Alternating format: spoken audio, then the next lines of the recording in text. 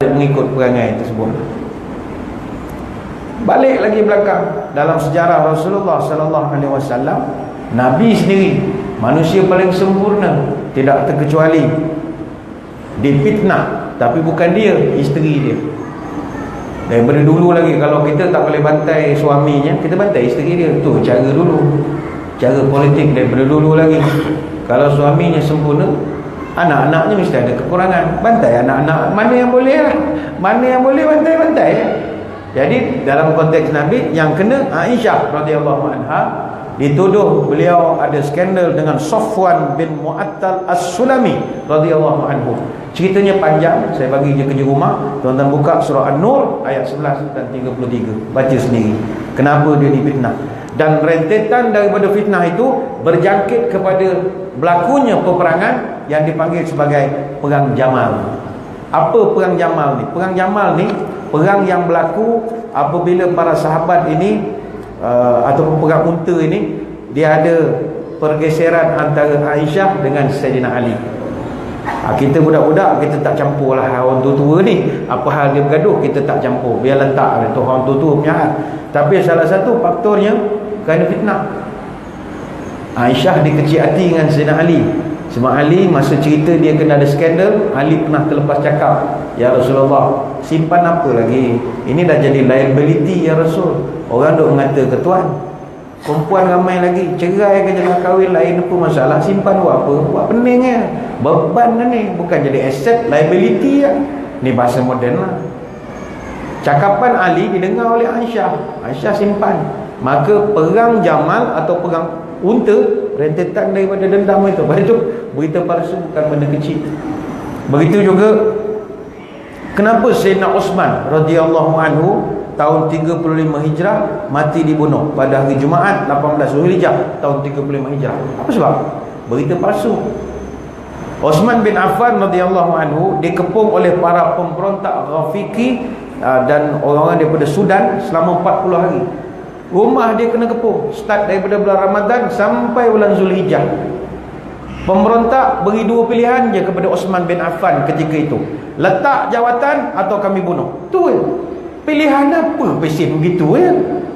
Letak jawatan atau bunuh, mana tak boleh memerintah, tak ada option lain. Uthman kena pertahankan maruah. Umur masa tu dah 82 tahun. Kalau dia letak jawatan, maka menunjukkan benarlah segala fitnah selama ini. Dia kena pertahankan prinsipnya.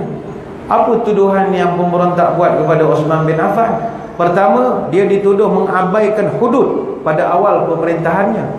Yang kedua, dia dituduh tidak menyintai perang Badar dan Bai'ah Ridwan. Yang ketiga, dia dituduh berlaku kejam terhadap Abu Darda dan telah buang daerah kepada Abu Zar Al-Ghifari radhiyallahu anhu. Yang keempat, dia dituduh sebagai orang yang menolak sunnah Nabi kerana tidak melakukan solat qasar semasa musafir. Teknikal sangat, teknikal lah. Macam kita gaduh orang, kes dia tak nak kunut, tu je, tapi dah nak gaduh. Yang kelima, dia dituduh buat kerja bid'ah kerana telah membakar Al-Quran. Yes, zaman dia standardize Rasam Usmani. Jadi mana yang rest dia bakar, takkan nak ada version yang lain. Yang keenam, dia dituduh adalah penyebab kepada hilangnya cincin mohor milik Rasulullah sallallahu alaihi wasallam. Yang ketujuh, dia dituduh menggunakan harta benda negara sebagai ganjaran kepada ahli keluarga sendiri. Yang kelapan, dia dituduh mendiskriminasi dan melakukan kronisma kerana melantik keluarga sendiri dalam kabinet pemerintahan. Sedangkan ke-8 ini hanyalah fitnah semata-mata. Tapi orang ramai semua percaya. Uthman bin Affan, kita bercakap dengan satu nama yang merupakan sahabat Nabi. Tapi kerana ada tukang budaya sate tadi, cocok bakar kipas, makan telan macam-macam, akhirnya Uthman bin Affan dibunuh. Dan sampai sekarang untuk mengenang peristiwa itu, Quran kita pada ayat faliyatalattaf itu dimerahkan kerana Uthman ketika itu sedang baca Quran, mati dibunuh, darahnya terpercik pada mushaf dan dikekalkan merah itu sebagai tanda kenang-kenangan kepada Uthman bin Affan radhiyallahu anhu. Apa lagi? Berita palsu yang memberi impak kepada tamadun. Kenapakah kerajaan Abbasiyah dibantai habis-habisan oleh kerajaan Tartar dan Barbar. Why? Apa sebab? Berita palsu asalnya. Tahun 615 Hijrah, ada 400 orang pedagang daripada Tartar dibunuh atas arahan Gubernur Otrar. Otrar ni dekat kawasan Kazakhstan sekarang, kerana ura-ura mengatakan mereka ni adalah special brand ataupun perisik kepada kerajaan Mongol, sedangkan berita tu tak benar langsung. Jadi kerajaan Mongol sudah marah, lalu dia panggil dia minta kepada Sultan Alauddin Muhammad Khawarizmi Shah, minta agar Gubernur Ottar dia ambil tindakan.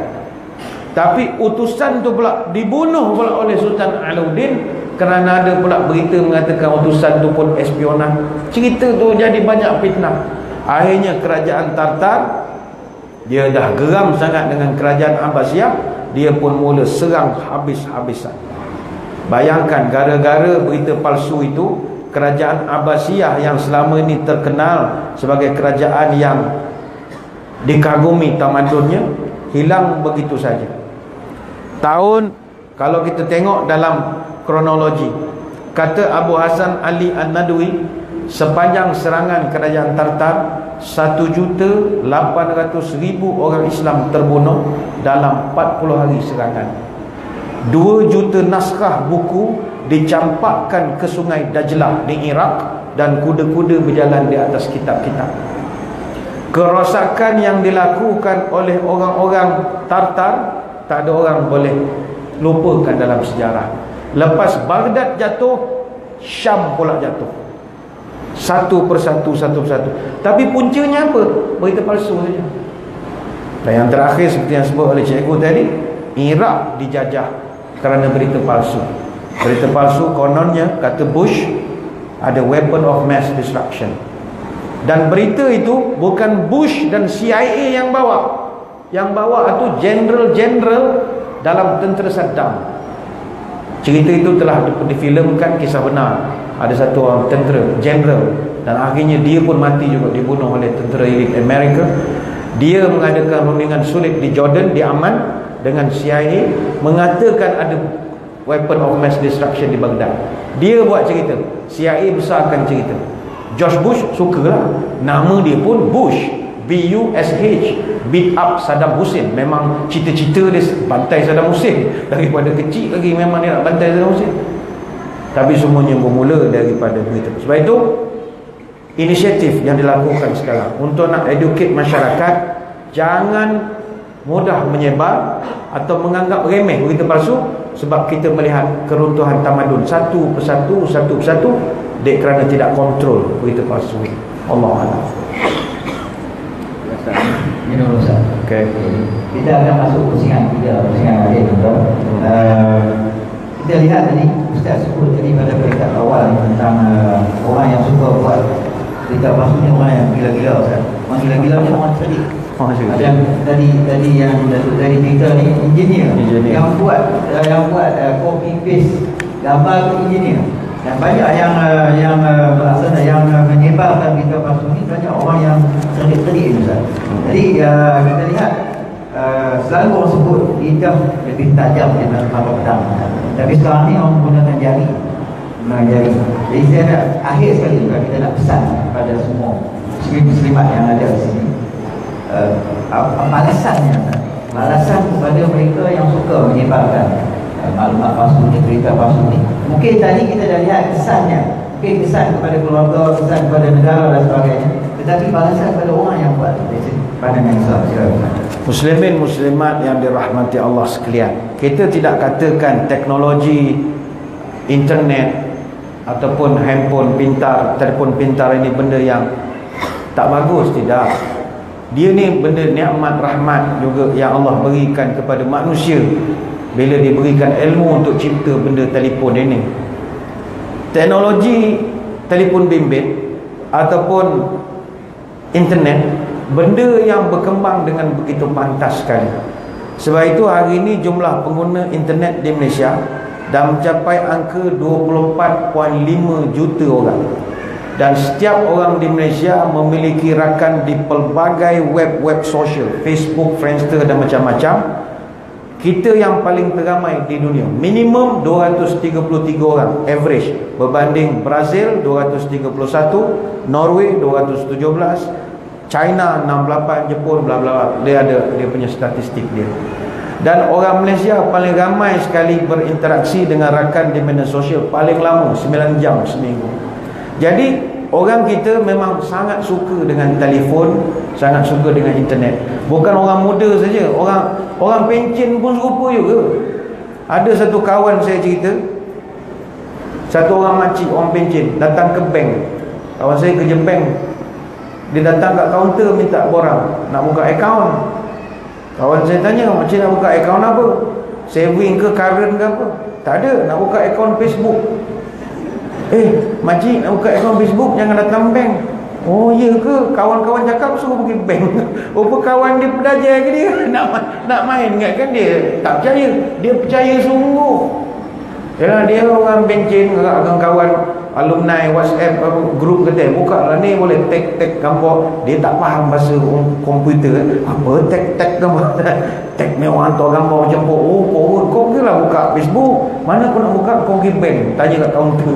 Dia pergi betul, bersungguh parkingan jam siap kena terberang cerita benar. Ni bukan berita palsu, ni cerita betul. Yang nyampai ke saya orang kerja bank, sian orang bencin. Baik tu tak ada masalah, tapi ayo kita manfaatkan untuk benda-benda yang lebih baik, misalnya untuk dakwah misalnya.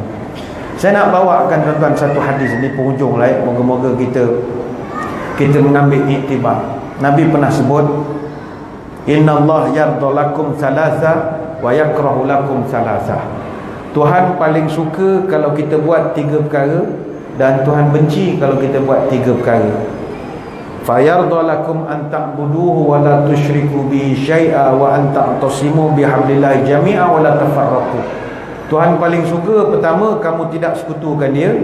Yang kedua, kamu pegang teguh dengan syariat dia. Yang ketiga, kamu tidak berpecah belah. Ini Tuhan paling suka. Tapi kata Nabi, wa yakrahu lakum salasa. Tuhan meluat kalau kamu buat 3 perkara. Pertama, qila wa qala wa kasrat su'al wa idha'atal mal. Pertama, Tuhan paling tak suka sekali kamu bercerita sesuatu yang tidak jelas sumbernya. Paling Tuhan tak suka. Contoh tadi viral orang meninggal, paling ramai kena viral meninggal ustaz-ustaz lah penceramah. Saya pelik betul. Asal ustaz tu pergi hospital medical check up, esok keluarlah berita telah berpulang ke rahmatullah. Sial. Ustaz Aslin Baharin baru pergi cek tulang belakang, telah berpulang ke rahmatullah dah. Ustaz ramailah 2-3 orang ustaz. Ada satu ustaz tu dia cerita pada saya, punyalah orang viral meninggal, dia meninggal, sampai dia pun dapat berita dia meninggal. Dia bila pula aku meninggal, terkejut pula. Padahal sama grup, tak tahu. Kesian. Datuk Ismail Kamus, berapa kali orang viral dia meninggal. Sampai orang nak buat tahlil, baca Yasin je. Sian masa kat Mekah. Sampai dia cerita, saya duduk Mekah 3 hari tak rasa nak makan. Saya heran, saya rasa tak lapar. Rupa orang kat Malaysia buat tahlil. Lepas tu jangan main-main tuan-tuan. Rupa kita buat tahlil, baca Fatihah, agak mayat dalam kubur tu kenyang agak. Lepas tu kalau tuan-tuan orang datang esok ngadu lapar ke apa ke, tu try baca Fatihah ke dia, mungkin kenyang lah, try sikit. YB tak boleh buat macam tu, hilang undi kalau macam tu. YB tak duit sikit, tak apa, saya baca Fatihah. Kena dia 3 keluarga, 3 undi hilang, jangan main. Tapi viral banyak sangat. Sebab itu paling, saya ingat berita yang kita terima dalam telefon semua viral. Tuan-tuan bangun pagi esok, buka telefon, WhatsApp, 10 grup hijau semua, tong hijau, 16, 13, 10, 8, 6, 7. Oi banyak. Bila tidur tak tahu buat-buat ni musim-musim raya ni lagilah banyak benda pelik-pelik. Calon bertanding, orang ni senarai penuh, senarai pendek, senarai panjang, bakal ni tarik diri, mari dah. Pening paling kita baca. Ada ni yang keluar ni keluar, tak apalah baca jelah. Lepas tu keluar gambar budak perempuan, "Hai bang, tak mengundi ke?" Ni bini aku tengok mati aku ni kan. Delete kan kejap, buka lagi. Keluar pula macam ni. "Hai bang, tak tidur lagi." Macam-macam. Tapi saya ingat kebanyakan mesej yang dapat semua yang viral. Buka satu grup, dari grup sebelah panjang ritmo tarik, aduh berapa panjang ritmo tarik, 6 kali ritmo tak habis lagi ya. Mana dia tarik kita pun tahu. Kita beragak terlampau baik sangat, forward pula, hantar sebelah, dari grup sebelah. Kerja kita dari grup sebelah, siang malam pagi petang. Jangan. Itu budaya menyampai-nyampai benda yang kita tak tahu. Kafa bil mar'i kaziban ayu haddisa bi kulli ma sami'a. Kata Nabi dalam hadis dari Abu Hurairah riwayat Muslim, cukuplah seorang tu dapat dosa kering apabila dia menyampaikan apa je yang dia dengar. Dia dengar, dia cerita dosa kering. Baik tu kita ni nak bercakap kena banyak filter, banyak tapisan, terutama orang lelaki-lelaki. Orang perempuan dia tak ada filter, sebab itu dia punya leher tak ada bonggol, laju lancar perjalanan dia. Kita ni ada bonggol ni, kena langgar sikit bonggol ni, jangan cepat sangat. Laju berbuk-berbuk, slow sikit. Toko gear slow. Jangan rasa nak cakap yang terjadi dekat tu. Yang kedua Nabi sebut Tuhan menyampak kasratus soal, jangan banyak tanya. Sebab itu jangan buka dengan soalan tanya banyak-banyak, kan Tuhan marah. Jangan banyak nak tanya. Mana yang tak faham tu doa ialah hilangkan benak dalam dada.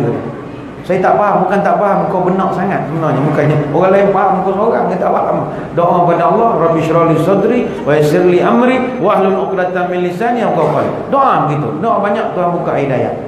Oh tak boleh tanya? Tak boleh. Jangan banyak tanya. Jangan tanya ustaz lain. Ustaz lain boleh, kalau ustaz yang rajin jawab.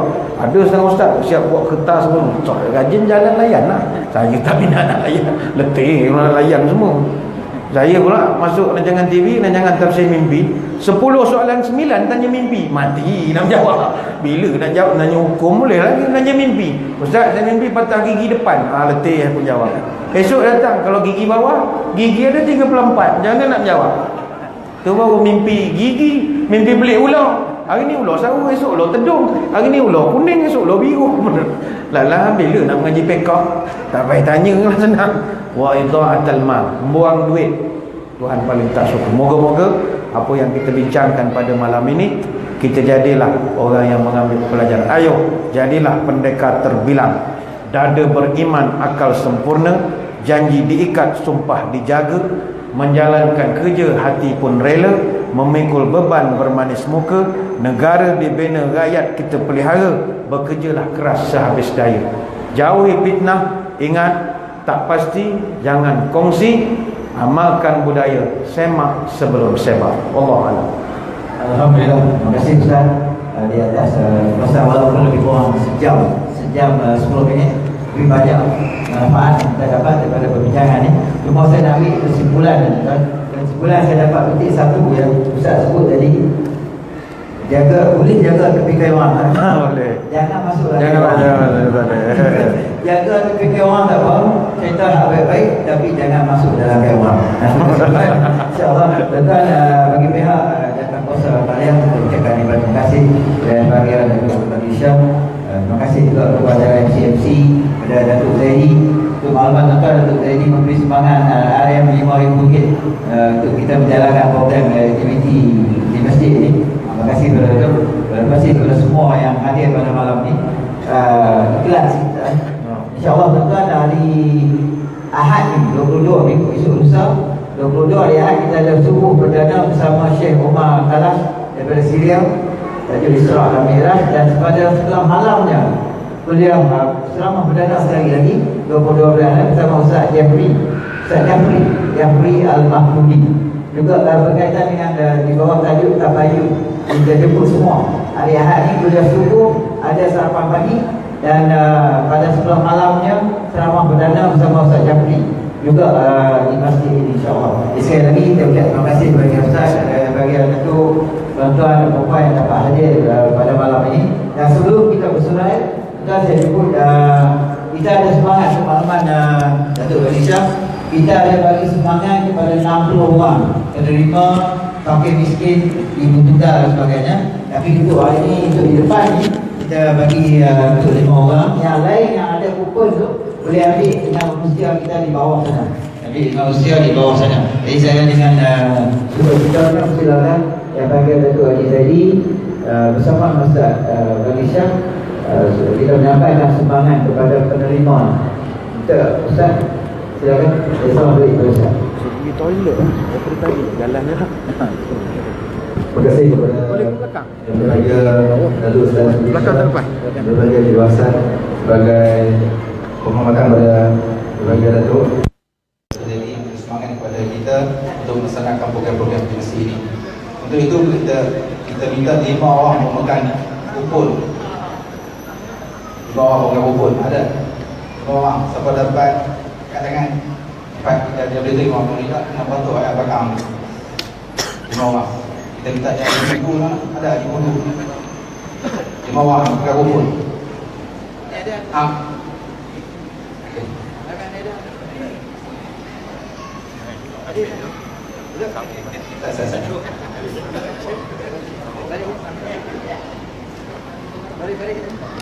Tinggal cuba.